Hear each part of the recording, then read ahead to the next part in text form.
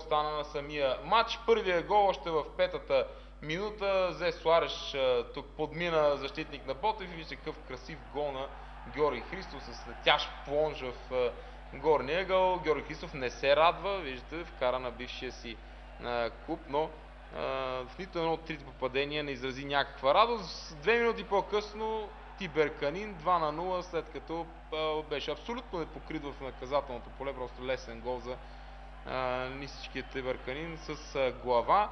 3-0 след това центриране от ъглов удар, отново асистенция за Жуазиньо. Бистрон този път е голмайстор, 12-та минута на матча. Така завърши първото полувреме, 3-0. На тъч линията Емил Велев, който правеше дебют, беше много активен. Виждате, дава указания.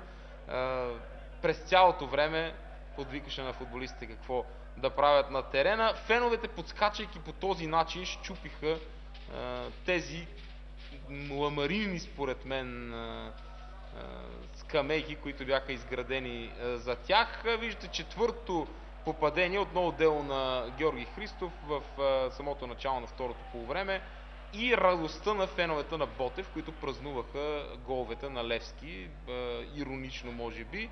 Петото попадение, пак подаване на Жуазиньо. Зе Суареш сваля на Георги Христов 5-0. Георги Христов вече направи хет-трик и сега ще видим и шестият гол, който вкара резервата Жан Карлош, отново след подаване на Жуазиньо. Жан Карлош